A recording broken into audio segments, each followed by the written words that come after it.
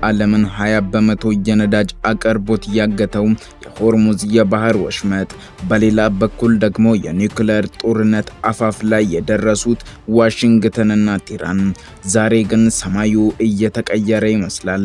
ለሳምንታት የዓለምን ኢኮኖሚ አንቀጥቅጦ የያዘው ፕሮጀክት ፍሪደም በድንገት እንዲቆም ታዟል። ይህ ትዕዛዝ የመጣው ከዋይት ሃውስ ቢሮ ነው። ፕሬዝዳንት ዶናልድ ትራምፕ የጦር መርከቦቻቸውን እንቅስቃሴ ገተዋል። ለምን? ከቤጂንግ በሮች በስተጀርባስ ምን ተወራ? የዓለም የነዳጅ ዋጋ ለምን በድንገት አሽቆለቆለ?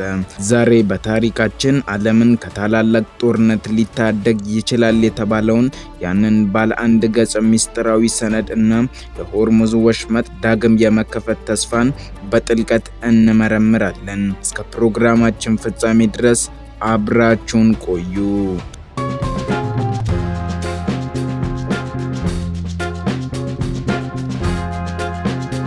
በቅድሚያም የሆርሙዝ ወሽመጥ በኢራንና በኦማን መካከል የሚገኝ ቀጭን የባህር መስመር ነው። የዚህ ስፍራ ስትራቴጂካዊ ጠቀሜታ የሚመነጨው ከአረብ ባህረ ሰላጤ የሚወጣው ነዳጅ በሙሉ በዚህ ጠባብ መስመር ማለፍ ስላለበት ነው። ኢራን ይህንን መስመር እንደ ፖለቲካዊ ካርታ ትጠቀምበታለች። ማዕቀብም በበረታባት ቁጥር ወሽመጡን እንደምትዘጋው ስታስፈራራም ቆይታለች። የፕሮጀክት ፍሪደም አመጣጥ አሜሪካ ፕሮጀክት ፍሪደምን የጀመረችው ኢራን በባህር መስመሩ ላይ የፈጠረችውን የበላይነት ለመስበር ነው። ይህ ፕሮጀክት እጅግ ውድና አደገኛ ነበር። የአሜሪካ አውሮፕላን ተሸካሚ መርከብ በወሽመጡ ውስጥ ሲንቀሳቀስ የኢራን ፈጣን የጦር ጀልባዎች ከበባ ያደርጉባቸው ነበር። ለሳምንታት የዘለቀው ይህ የድመት እና የአይጥ ጨዋታ ዓለምን ለኒውክሌር ጦርነት አጋልጧት ነበር። የኢኮኖሚውን ጫና ስንመለከት ደግሞ ወሽመጡ ተዘግቶ በቆየባቸው ጊዜያት በዓለም ዙሪያ የኢንዱስትሪ ምርቶች ዋጋ እየጨመረ መጥቷል። ለምሳሌ በኢትዮጵያም ሆነ በሌሎች የአፍሪካ ሀገራት የትራንስፖርት ታሪፍ በእጥፍ እንዲጨምር ምክንያት ሆኗል። ትራምፕ በምርጫ ዋዜማ ላይ ስለሆኑ የነዳጅ ዋጋ ንረት ለሳቸው የፖለቲካ ሞት ማለት ነው። ስለዚህ ሰላማዊ መውጫ መፈለግ ለዋሽንግተን አማራጭ የሌለው ጉዳይ እንደሆነ ተንታኞች ይናገራሉ። ይህ በእንዲህ እንዳለ የኢራኑ የውጭ ጉዳይ ሚኒስትር አባስ አራግቺ ወደ ቤጂንግ ያቀኑት በከፍተኛ ሚስጥር ነበር። ቻይና አሁን ላይ በዓለም ፖለቲካ እንደ ታራቂ እየወጣች ነው። ቻይና ከኢራን ከፍተኛ ነዳጅ ትገዛለች። በሌላ በኩል ደግሞ ከአሜሪካ ጋር የንግድ ግንኙነት አላት። ስለዚህ የዚህ ጦርነት መቆም ለቻይና ኢኮኖሚ ወሳኝነት አለው ማለት ነው። የሲቪል የኒውክሌር ድጋፍን ስንመለከት ደግሞ ቻይና በግልጽ ኢራን ለሰላማዊ አገልግሎት የሚውል የኒውክሌር የማልማት መብት አላት ማለቷ ትልቅ ትርጉም አለው። ይህ ማለት ኢራን የቦምብ ፍላጎት የለኝም ብላ ለዓለም እንድታሳይ ቻይና ዋስትና እየሆነቻት ነው ማለት ነው። ዋንግዩ የኢራንን ወታደራዊ ኒውክሌር ላለማልማት የወሰደችውን ቁርጠኝነት አወድሰዋል። ይህ ንግግር ለኢራን ዲፕሎማሲያዊ ድል ነው። ምክንያቱም አሜሪካን ጠብጫሪ አስመስሎ የሚያሳይ ፖለቲካዊ አውድን ፈጥሯል። እንደ ኒውስዊክ ዘገባ ሁለቱም ዲፕሎማቶች ጦርነቱ ከተቀሰቀሰ ጀምሮ ቢያንስ 3 ጊዜ በስልክ ተነጋግረዋል። አሁን በአካል መገናኘታቸው ግን የመጨረሻው ስምምነት ላይ ተደርሷል የሚል ጭላንጭልን ፈጥሯል። በሰኔው ዘመቻ የተጎዱት የኢራን የኒውክሌር ጣቢያዎች በቻይና እርዳታ ሊጠገኑ እንደሚችሉ ፍንጮች አሉ። ይህ ደግሞ ኢራን ወደ ድርድር ጠረጴዛ እንድትመጣ ትልቅ ማባበያ ሊሆናት ይችላል። ይህ በእንዲህ እንዳለ ሮይተርስ እንደዘገበው ከሆነ አሜሪካና ኢራን ሊፈራረሙት ያሉት ሰነድ እጅግ አጭርና ግልጽ ነው። ዝርዝር ጉዳይ ላይ ከመግባት ይልቅ የጦርነት ማቆም ማዕቀፍ ላይ ያተኩራል። ለምሳሌ የመደራደሪያ ሰነዱን ስንመለከት የመጀመሪያው የማዕቀብ መነሳት ሲሆን ኢራን ነዳጇን በነጻነት እንድትሸጥ መፍቀድ ይሆናል። በሌላ በኩል ደግሞ የሆርሙዝ ሰርጥ መከፈት ሲሆን ኢራን ወታደሮቿን ከወሽመጡ ማራቅ ላይ ያተኮረ ይሆናል። የኒውክሌር ቁጥጥርን ስንመለከት ዓለም አቀፍ ተቆጣጣሪዎች በድጋሚ ወደ ቴህራን እንዲገቡ ያደርጋል። የአጋማሽ ዘመን ምርጫ ጫናን ስንመለከት ደግሞ በመጪው ህዳር ወር አሜሪካ የአጋማሽ ዘመን ምርጫ ታካሂዳለች።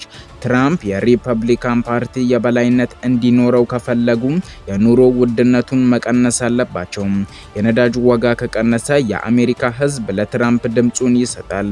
ስለዚህ ፕሮጀክት ፍሪደምን በማቆም ለሰላም እድል መስጠታቸው እንደ ታላቅ የዲፕሎማሲያዊ ስሌት ሊቆጠርባቸውም ይችላል። የ48 ሰዓቱን ስጋት ስንመለከት አክሲዮስ እንደዘገበው ዋይት ሃውስ ከቴህራን መልስ እየጠበቀች ነው።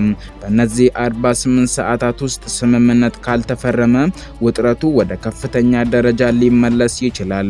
እስራኤል በዚህ ስምምነት ላይ ያላት አቋም ገና ግልጽ አይደለም። ኢራን የኒውክሌር ፕሮግራሟን ሙሉ በሙሉ ካላቆመች እስራኤል ጥቃት ልትሰነዝር እንደምትችል ስጋቶች አሉ። በሌላ በኩል ፕሮጀክት ፍሪደም እንዲቆም መደረጉ የዲፕሎማሲ ውጤት ብቻ አይደለም። በስተጀርባው ከፍተኛ የሆነ የቴክኖሎጂ ሽኩቻም ነበረበት። አሜሪካ በሆርሙዝ ወሽመጥ ላይ ያሰማራቻቸው የጦር መርከቦች ዘመናዊ የራዳር እና የሚሳኤል መከላከያ የታጠቁ ቢሆንም ኢራን ደግሞ እንደ አሳይሜትሪክ ዋርፌስ ወይም ሚዛናዊ ያልሆነ የጦርነት ስልትን ስትከተል ቆይታለች። ይህ ማለት ውድ በሆኑ መርከቦች ፋንታ እጅግ ርካሽ ግን በብዛት የሚመረቱ ካሚካዜ ድሮኖችን እና በባህር ስር የሚፈነዱ ፈንጂዎችን መጠቀም ነው። ይህ ስልት አሜሪካን ትልቅ ዋጋ እያስከፈላት ነበር። አንዲት የኢራን ድሮን ጥቂት $1000 ብቻ ስታወጣ እሷን ለማክሸፍ የሚተኮሰው የአሜሪካ ሚሳኤል ግን ሚሊዮን ዶላሮችን ይፈጃል። ይህ የኢኮኖሚ ደም መፋሰስ ትራምፕ ስልታቸውን እንዲቀይሩ ካስገደዷቸው ምክንያቶች ውስጥ አንዱ ነው። በሌላ በኩል ኢራን በወሽመጡ ግርጌ ላይ የሰመጡ የኤሌክትሮኒክስ መፈታቻዎች ወይም ሲግናል ጃመርስ በመከተል የንግድ መርከቦችን የጂፒኤስ መረጃ እንዲያገኙ ስታደርግ ቆይታለች። ይህ ደግሞ መርከቦች በስህተት እንኳ ወደ ኢራን የባህር ክልል እንዲገቡና እንዲታገቱ ምክንያት ሆኖ ነበር። አሁን የታየው የመቆም ትዕዛዝ እነዚህን የቴክኖሎጂ ፍጥጫዎች ለጊዜ አቀዝቅዟቸዋል።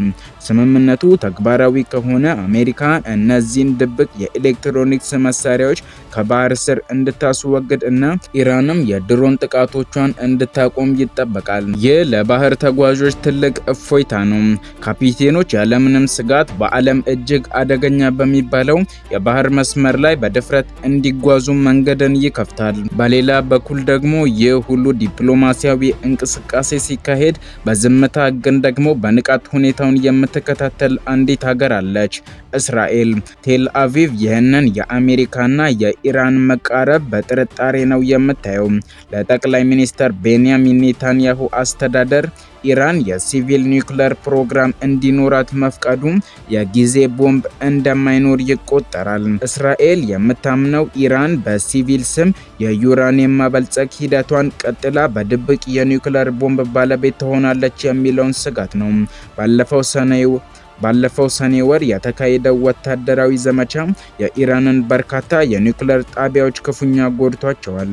ሮይተርስ እንደጠቆመው ኢራን አሁን ወደ ድርድር ጠረጴዛው የመጣችው እነዚህ ጣቢያዎች በድጋሚ ጥቃት እንዳይሰነዘርባቸው ዋስትና ለመፈለግ ጭምር ነው ይላል። ቻይና በዚህ ድርድር ውስጥ መግባቷ ለእስራኤል ሌላኛው ራስ ምታት ነው። ቻይና ለኢራን የቴክኖሎጂና የገንዘብ ድጋፍ ካደረገች እስራኤል በኢራን ላይ የምታደርገውን ሻዶ ዋር ወይም የጥላት ጦርነት ማለትም ሳይበር ጥቃቶችና የሳተላይቶች ግድያ ውጤት አልባ ሊሆን ይችላል። ጥያቄው እዚህ ጋር ነው።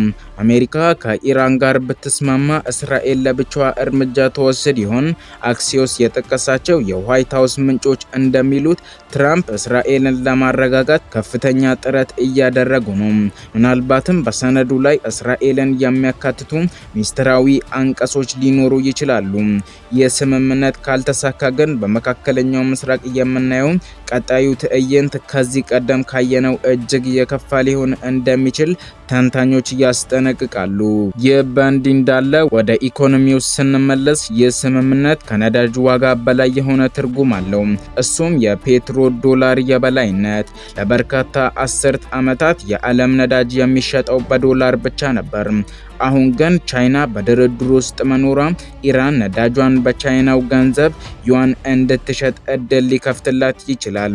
ይህም ደግሞ ለአሜሪካ ዶላር በዓለም አቀፍ ደረጃ ያለውን ተሰሚነት የሚፈታተን ትልቅ ክስተት ነው። ኢራን ማዕቀብ ሲነሳላት በቢሊዮን የሚቆጠሩ ዶላሮች የታገዱ ንብረቶቿ ይለቀቁላታል። ይህ ገንዘብ ወደ ኢራን ኢኮኖሚ ሲገባ ሀገሪቱ በመካከለኛው ምስራቅ ያላትን ወታደራዊ ተጽዕኖ ለማስፋፋት ልትጠቀምበት ትችላለች የሚል ስጋትም አለ። በሌላ በኩል ግን የነዳጅ አቅርቦቱ ወደ ቀድሞ ሁኔታው መመለሱ በዓለም አቀፍ ደረጃ ያለውን የዋጋ ግሽበት ወይም ኢንፍሌሽን ለመቀነስ ብቸኛው መንገድ ነው። ሮይተርስ እንደዘገበው የነዳጅ ዋጋ መቀነስ የጀመረው ገና ስምምነቱ ሳይፈረም ነው። ይህ የሚያሳየው የዓለም ገበያ ለሰላም ምን ያህል የተቃረበ መሆኑን ነው። በትራምፕ አስተዳደር ላይ የነበረው ከፍተኛ የኢኮኖሚ ጫና አሁንም መተንፈስ ጀምሯል። ነገር ግን ይህ ድል የሚጸናው ቴህራን በ48 ሰዓት ውስጥ የምትሰጠው ምላሽ ታማኝ ሆና ስትገኝ ብቻ ነው። ውድ ተመልካቾቻችን ለዛሬ ያዘጋጀንላችሁ ፕሮግራም ይህንን ይመስል ነበር። በየጊዜው እንደዚህ አይነቱ ወቅታዊና ፈጣን መረጃዎች እንዲደርሷችሁ ቻናላችንን ሰብስክራይብ እንዲሁም ይህንን ቪዲዮ ላይክ ማድረግ አትዘንጉ እያለን መልካም ጊዜ ይሁንላችሁ።